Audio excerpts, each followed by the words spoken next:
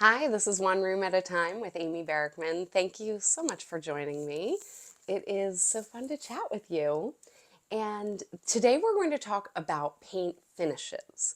Now, I have a short video. If you're just looking for like some quick information, I have a short video that I'm going to link to in the notes, and that's going to give you my bottom line recommendations in just a few seconds. That's been a really popular video on my channel here, also on TikTok.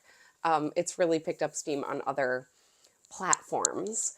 But I wanted to talk a lot more about paint finishes because a lot of people respond to that video questioning why they want a more in-depth explanation. So I'm excited to talk more about that. But before I do, you may have noticed, or you may not have noticed, that I was calling this Your Designer Friend with Amy Barrickman, which is really how I want my work to be. I want to be like your friend that is just giving you some really helpful information. And I hope that comes across. But I thought a lot about it and got some feedback. And my whole philosophy is to do one room at a time. This does not mean if you're painting several rooms in your house, that's fine. That's not what I'm trying to tell you. But what I'm trying to tell you is at any given time to focus on one room and get it really right. Get all of the details exactly how you want them so that you have one finished product. And then we can move on to the next room. So that's my philosophy, and that is how I've been able to achieve success with a lot of my clients. So I have some notes here. So before I get too far into it, first of all, I'm supposed to ask you to like and subscribe. If you would please like this video and subscribe, it really helps my platform. It helps me be able to create more programming and be able to put some more information out there. So I'd really appreciate that. And now that we've talked about the one room philosophy and you understand why I'm calling this one room at a time, it really feeds into my whole design philosophy, which is different than a lot of designers. There are so many amazing designers out there. I mean, I love going on Pinterest and Instagram and all of the channels and seeing the incredible work that is out there. It is incredible, and I am in awe of a lot of my peers. And I'd like to think that I've created some really beautiful artistic rooms as well. But my approach is a little bit different. Instead of creating a beautiful room, the way I approach design is working with the people who live there to create something that is beautiful, but also really functions for them. And that's what I am working to put out there in the world. So between these long form videos slash podcast, my short form videos, and also my book available on Amazon. It's called The Living Room Design Formula. This is all about using the information you have and what you like to create something that is really beautiful, but most importantly, it works for you and it's customized for you. So if you haven't already checked it out, pick up the Living Room Formula on Amazon, the Living Room Design Formula on Amazon. I should probably know the name of my own book. I've been working on it for a long time, so but what you'll find is this is not what other designers put out, and that's great. What I'm trying to do, it's not just about pretty pictures, although there are some pictures to illustrate points. It's really a how-to book. It's really going to give you all the tools you need to design one room in your house the way the professionals do and have that one room look excellent so that when you start doing another room, this is not to say you should leave other rooms blank, but when you really get to that other room, you have the confidence to say, I've already done that room to 100%. I know I can do it. And now we're going to take that style and stretch it to the next space. So that's the living room design formula. This is one room at a time, which is part of my whole theory of how best to do your home. And again, please like, subscribe to this video. And now let's really get into it. My goal here is to help as many people as I possibly can. And I want to give you some really detailed information about paint finishes so that you know how to make an informed decision. I know I was in this situation before becoming a designer, and I'm sure so many of you have been in this situation where you hire a painter, you have an idea, maybe you know exactly the color you want, or you have a really good idea, and then they're about to start, they're about to go get the paint, and they're like, "What paint finish do you want?" Uh, I don't know. What are the options? I mean, I know because I'm a designer, but before I was a designer, I didn't even understand the options. The options that I knew were just what my mom had told me. And she has a beautiful home, of course, but it wasn't her area of expertise. She probably had learned either from her mom or from some designer along the way what to choose. And not only is she not an expert, nor should she be, but also things change, right? Paint technology has changed a lot. And beyond that, um, you know, style has changed. Just what we want on our walls has changed. Perhaps the most important thing that you should understand as someone who's hiring a painter or doing it yourself, but if you're going to hire a painter, this is really important. The painters don't always know. They could have been working in this industry a long time and they have a lot of good experience, and that's valuable. I'm not discounting.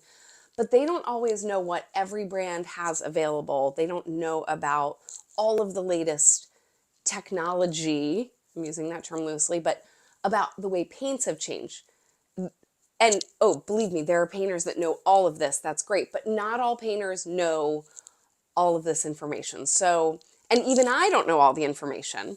So I'm welcoming your comments. If there's something that I haven't included in this video, I would love to hear about it.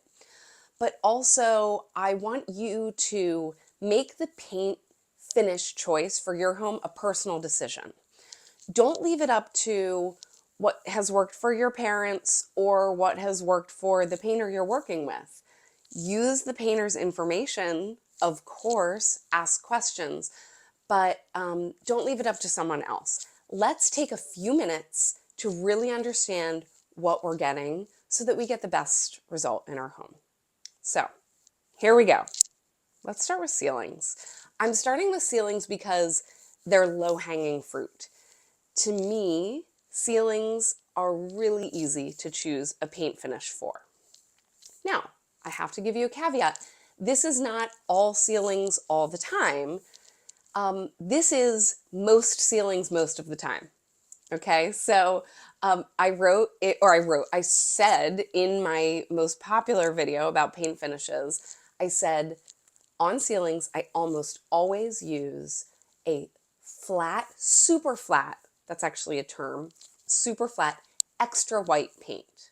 Okay, that is my recommendation for 95% of rooms. Super flat, extra white, so the brightest white and the most flat paint.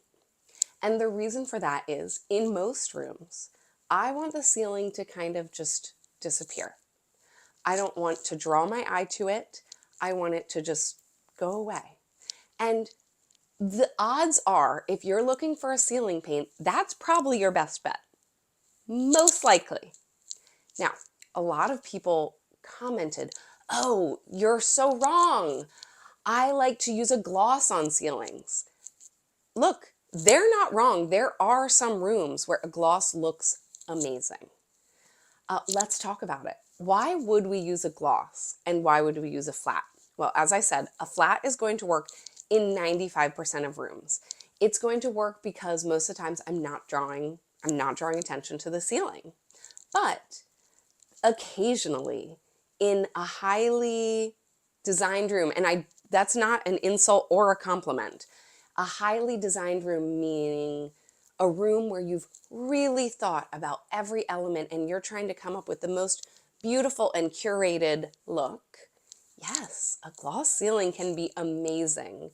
I have a friend who has her ceiling is an ivory gloss we're talking not just a semi-gloss, it is like a liquid gloss, and I love it. I think it's so beautiful. It adds luxe glamour to the room. Now, not everyone should do this. This is a very specialized look, and here's why. First of all, I only recommend it in newer homes, or a home that has been fully renovated, like ripped down to studs. The reason for that is a gloss is going to really show any imperfections in your ceiling. So, most homes, even newer homes, but especially older homes, they shift over time. My home is not quite 100 years old, 85 years old. And it has all wood joists. Everything is wood and stone, and that moves every year. Every time it gets warm, every time it gets cool, that it expands and contracts. That's normal. All homes do it. Homes breathe. Even newer homes do it.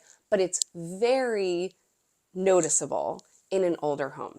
Even a home that's 20 years old is going to have pops where there are nail pops in the ceiling. All of this stuff comes over time. So, if you want to attempt something that's so gorgeous, like a beautiful gloss ceiling, do it, but know what you're getting into. First of all, you need to make sure that the contractor you've worked with or who built the home has really done all the things to minimize any imperfections in the ceiling. And you need to work with a painter who is top notch. This is not a job for your cousin or the painter that you found, that they posted a sign, whatever. This is a job, a gloss ceiling is a job for a very highly skilled, highly experienced painter. And usually, at least in my area, I'm going to be looking for that in a painting company. Because when I'm working with a painting company who has, 15, 20 painters working for them, they not only understand how to achieve this look, but they know which guy or gal on their job is going to be able to achieve it. So, gloss ceiling, I give you my absolute blessing as long as you understand what you're getting into. Do it. Love it. Love it. And by the way, side note, my friend who has this, and this is what I recommend, a light fixture. Think about what light fixture you're going to use. She has this gorgeous flush mount fixture, and the way that it illuminates on that gloss is mwah, it's magical. So think about the way your light fixture, if you're doing a gloss ceiling, think about the way your light fixture will reflect, because gloss is highly reflective. So if you have a starburst flush mount that the light is going to come out, that will be so good. Some fixtures don't reflect as well. A traditional bulb chandelier may not actually look great up against a gloss fixture, because a bulb chandelier is going to give you blotches of light where all those bulbs are. And there's nothing wrong with that. It's just something to think about if you're doing a gloss ceiling. I want you to think through all those. I've said in the past, a gloss ceiling is the type of thing that I love, but I really do recommend using a designer's help to get it right. And even if that means you're coming up with the whole design and then you're calling in someone local for just 1 hour and saying, hey, I just want to make sure this is all good. I want you to ask all the questions that I may not have considered yet because I don't do this as my profession. I highly recommend bringing someone in just for 1 hour to make sure that a designed space like that with such specialty, gorgeous elements, to make sure they're all going to mesh and harmonize. And of course, that designer might come in and have some ideas. We don't want it to throw you off kilter. Maybe go in and say, I just want you to confirm. But what he or she might be able to tell you is, this light fixture will look good, but this one would be better. Or you might want to try a slightly different color because of the way it reflects. I don't know. They're experts. I am too, but I can't see your living room. So I highly recommend that if you're using a gloss ceiling, get the help of someone professional. And if a gloss ceiling is not something you desire, use my recommendation for using a super flat and an extra white paint. These recommendations are also in the Living Room Design Formula, available on Amazon. My book will walk you through all of these steps and gets into even more detail because it takes you through every single step of this journey. Okay, so that's gloss ceilings. The other thing about ceilings, a lot of people responded that they like a black ceiling. And I was really surprised by this. Have I done a black ceiling? Yes, one time. In my career, I did one black ceiling and I loved it. It was perfect for that space. But it is definitely not the top of my recommendation list. And the people who wrote in said that they have black ceilings and they love them. So I am not one to discount what someone else loves. And my advice is this. Well, first of all, when I used a black ceiling before, it was in this small, cozy powder room. And what we had done is we had actually taken, there was a mural of a map of France, which was like an ivory and a black. And then we had added that black to one wall and to the ceiling, and it created this amazing, cozy feeling. So just as white can kind of disappear, black can bring it down. And there are some places where that's good. If you lived in a loft space, if you live in a loft space, especially if it's a loft space that has maybe some open beams or wires or pipes, I love the idea of black. But you want to have a really high ceiling to do that. I cannot imagine a room with standard 8-foot ceilings and painting it black where it makes a lot of sense, unless it's a tiny room, like a powder room. Maybe a dining room. I like a dark dining room sometimes because we're usually in there at night if we're hosting, and it's also a cozy space. I kind of like letting things recess. But definitely a black ceiling is not on the top of my recommendation list. But never say never. You might have a place where it makes a lot of sense. So I'm not saying never ever use a black ceiling. And as I said, I'm not saying never use a gloss ceiling. In fact, I think you should use a gloss ceiling if you understand what you're getting into. But black, white is my main recommendation. And then a lot of people like some color on their ceilings, and that is a great idea. Again, like the gloss ceiling and with the black ceiling, I want you to do it really thoughtfully. So when I paint a ceiling a color, it's pretty rare. And I almost never do it without some other feature in the ceiling. Now, a lot of new homes have coffered ceilings, meaning some molding, some large square molding on the ceiling, or some other ceiling detail. And if you have that, I do think that putting paint, a color of paint in there, can be an amazing accent. When we're choosing that paint, of course, we're going to choose something that appears somewhere else in the room. So a color that appears in your fabric, whatever it may be, you want it to appear. This is not going to be a random color that we're putting. It needs to flow with the other stuff in the room. And then the other thing that I want you to think about is when in doubt, go lighter. So we'll talk about this more with walls, but in a room, paint colors do appear darker than they do on the little chip that you're looking at. Or even when you paint a 12-inch square, which is why I recommend, we'll get there, they do appear darker when they reflect onto one another. So if you have a white room, let's just assume you're starting with white walls, and you put a swatch of paint on the wall or on the ceiling, that is going to look great. But when you put it on the whole ceiling or on all the walls, it is going to feel slightly darker. So if you're not sure, go up 1 or 2 notches on your color wheel. That is going to bring you to a slightly lighter version of the same color. So ceilings, I almost always recommend white in ultra flat or ultra white in extra flat, or whatever those words are. They go together and they work. A gloss ceiling, which could be white or it could be a color. I definitely go light here, but again, it depends on the circumstance. It's something to be done in a highly designed room in a good way. something that is really going to have a special feel, and you've thought about all the elements, you've thought about the way it will reflect on your furniture and your light fixture. And I definitely recommend, whether or not you're working with a designer, bring in someone to just confirm that you're going in the right direction, you're going to get the outcome that you're looking for and you desire. And then color. Black is, I can't really think it would ever be my recommendation except for maybe one or two very unusual spaces. But it is my recommendation if you live in a loft space. You have 20-foot ceilings, they don't have drywall, they're just open. They have, like, you can see the rafters, you can see all that stuff. Go black there. Great. But aside from that, I usually don't recommend black. A color. You can use a color with either with black or with a color. I recommend you still stick with a very flat finish.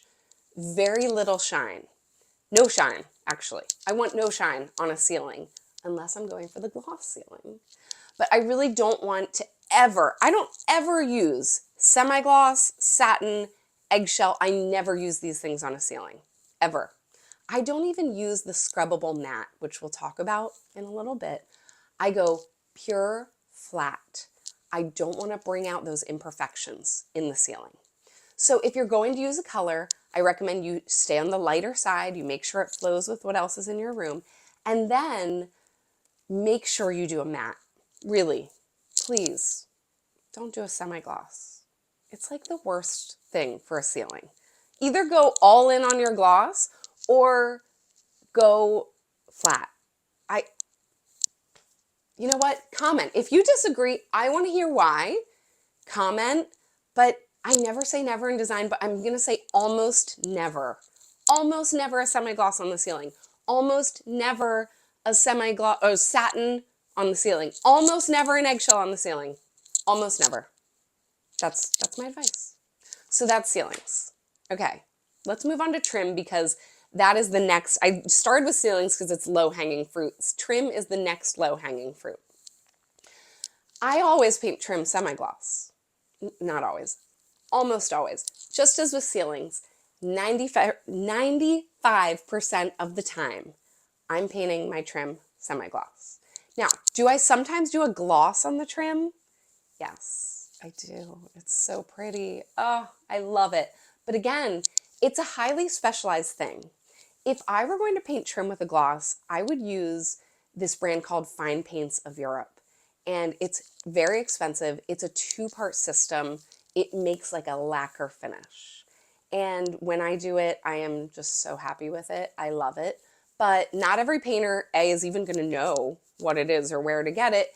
And B, they're not going to know how to use it. It's very specialized. So it's something you need a specialty painter to do.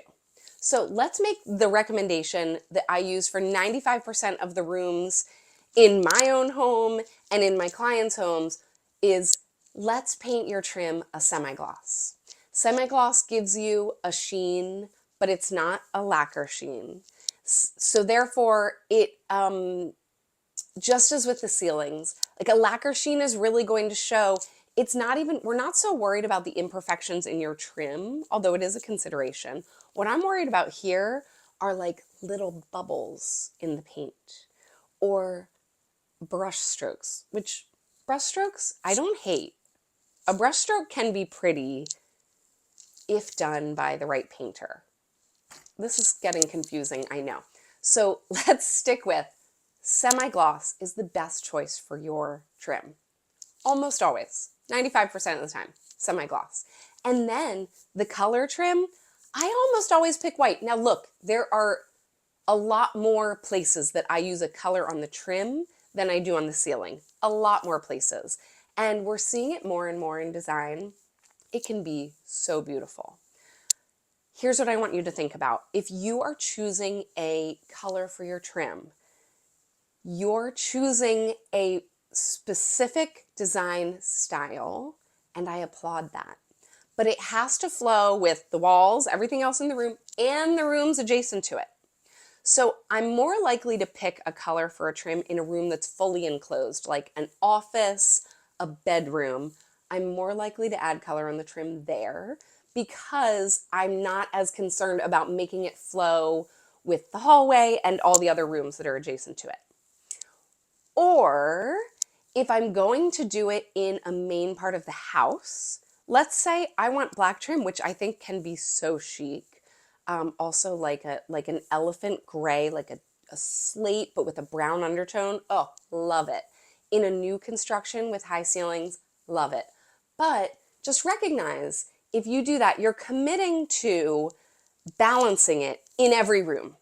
So if I were to make the decision, all right, this whole first floor, because that's usually what we're doing, this whole first floor, or even including the stairwell and the hallway upstairs, they're all getting this dark trim. I'm going to choose white or something very light for most of the rooms in the house, most of the rooms that have that dark trim. This is not a hard and fast rule. Are there rooms where I paint dark walls and dark trim? Yes, they exist, but I'm trying to give you the best advice. And for most rooms, for most people, I'm going to pick white.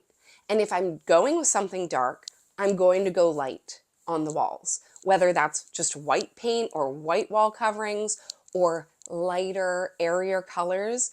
It's generally what I'm going to do because it's generally what looks the best. Even in those beautiful new constructions with tall ceilings, it still looks the best. I save those darker colors for a room that's enclosed, a room that we only use at night, a powder room, a dining room, an office that's enclosed. That's where we play around a little more. And this is to protect you from ending up with a design that looks awesome today, but then you either don't like it next week when you wake up and your living room feels depressing and it's sunny outside, but you feel like it's dark in your home. But it's also to protect you from 5 years from now, because I don't know where design will be 5 years from now. I have some ideas. Maybe I'll make a video about that. I have some ideas where it's going to be, but I know that it's always changing. It's one of the things I love about what I do. It's always changing. And I'm not saying that white trim will never ever go out of style. Definitely even now, I wouldn't say it's the most stylish choice, but I can say it's the most classic choice. And I can't think of a time when it looks bad. I'm not saying that there are times when maybe painting a trim or dark trim is a stronger choice. But white trim, as far as I've seen in 15 years and really my whole life before that, it never looks bad. So that's why my general recommendation for most people is white semi-gloss, white trim. Now you're going to ask me, okay, well, what color white? Because there are so many whites, and there are. It matters, but it also doesn't matter. So here's how I'm going to put it. For most people, a pure white, it looks great. It just looks so good in most rooms, a pure white. Now, if I'm working on a home that's a little more sophisticated, that we're really playing with different tones and textures, I might go for something more ivory. That's how I divide paint. In my mind, there's a pure white paint and there's an ivory paint. Now, don't get me wrong, there are a million variations in between that. But for the vast majority of jobs, I find it easiest to look at the room and say, do I want this to have that really pure look? Or do I want it to have a more sophisticated look? So that's my recommendation. Can you do color? Yes. Can you do gloss? Sure. But do those carefully. For most people, let's go with that beautiful white, a bright, fresh white in a semi-gloss. Okay. So I'm supposed to remind you, because I always forget this, please like this video, please subscribe. I'd love to have you along for the ride. I'm going to keep bringing information like this on a regular basis, and I'd love to have you. I'd love to hear your comments. If there's something you want to hear more about, if there's something that I've said that brings up a question in your mind, please ask the question. Help me to come up with content that will be really useful for you and that people will enjoy listening to. Okay, so that brings us to walls. People want to know what finish to use on their walls. And just like I did with the first two, I'm going to keep it pretty simple. I have a main recommendation for most people, and that is to use a paint called Scrubbable Matte. Different companies have different words for this. It's a somewhat new technology in paint. It's a paint that looks flat, but unlike regular flat paint, you can scrub it. You can take your magic eraser or a cloth or whatever, and you can wipe it down if it gets dirty. It's called Scrubbable Matte. I think that's what Benjamin Moore calls it. Maybe Sherwin-Williams. I like both of those brands. But you can get it. Your painter might not be familiar with it. Your painter might tell you, oh, you want semi-gloss in this room because maybe you have kids or a dog and your walls are going to get dirty and are going to scrub them. It's true that you can wipe down a semi-gloss paint, but you can also wipe down a scrubbable matte, and a semi-gloss paint is not going to look good in most rooms. It is going to really bring out imperfections in the walls. If I were going to do something with a little bit of a sheen, I almost always would either do a gloss on the walls, again, highly specialized paint job, or I would use a paper, a wall covering that has a gloss or sheen to it. That is how I can control the output. A semi-gloss may look really good on one wall, and then on another wall you're going to see all sorts of imperfections. Here's the most controversial thing. I hate eggshell paint. I hate it. And in my other videos, I don't fully explain why because they're short, but now we can. Eggshell paint to me is like it's like you didn't try. It's eggshell, and I'm going to put satin in the same category. Eggshell, satin. It's like, I'm not bold enough to go with a gloss, and I'm too much of a wimp to do a flat, which is really going to be a scrubbable matte, by the way. People think flat is so hard to clean. It is. That's why we use scrubbable matte. But using that flat look on the walls is very chic, and it hides imperfections. To me, an eggshell is like the worst combination of these things. I think eggshell sounds a lot prettier than it is in practice. When you look at eggshell paint, it's not good. It can get blotchy. You can really see paintbrush marks. You can really see the roller lines because the way that slight sheen goes on is not always consistent unless you have a really fantastic, really excellent, qualified, experienced painter. And I've never seen it look good. I'm not saying it could never ever look good. It probably has in one room somewhere. It probably has. But for most people, for most rooms, and all the rooms in my house, I would never use an eggshell. Ew. Okay, so then the follow-up question to this is, what about in bathrooms? We might be getting drips down our wall. I'm still saying scrubbable matte. Now, in my short form video, I say flat, and what I'm talking about is the look, the sheen. I want that look of flat paint. It looks the best. But in a bathroom, people feel like they want to use semi-gloss. So this is the one place I'm going to say, maybe use a satin.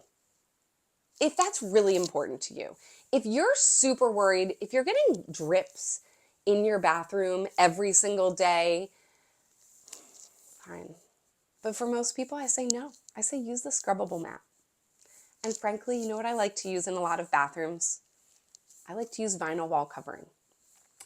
Bathrooms are generally small, so I don't need a ton of material. So the cost to paint a bathroom and the cost to wallpaper a bathroom is not usually a huge difference. It's usually more to wallpaper, but it's not usually a huge difference. So I like a vinyl, and frankly, if you have little boys or maybe men in your house, sometimes they miss. And if your wall is not tiled, a vinyl wall covering is so worth the investment and is going to look so good. and it is going to hold up way better than any paint out there. Same goes for like a laundry room or a room where you're maybe if you have a hallway where you bring luggage up or bags or boxes, vinyl wall covering is your best friend. It used to be not so great in years past. But I need to wrap it up here. I didn't even get to talk with you about painting furniture and painting exteriors. There's so much to talk about, but I'm running out of time. So I'm going to leave it here and I'm going to come back. We'll talk a little more about paint, and your comments will really help guide that conversation. So please let me know if you have questions about the finish paint or if you have more detailed questions about colors of paint. I want to hear what you have to say. So please like, subscribe to the One Room at a Time. We're calling it a podcast, long form video series. And I'm purposely describing everything so that you can listen to it when you're on the go, because that's how I like to listen. And please check out the Living Room Design Formula on Amazon. It is a very affordable tool that gives you the interior designer professional look without that price tag. So please check it out on Amazon, the Living Room Design Formula. And come back. I look forward to seeing you. Thanks so much for joining me. Have a good one.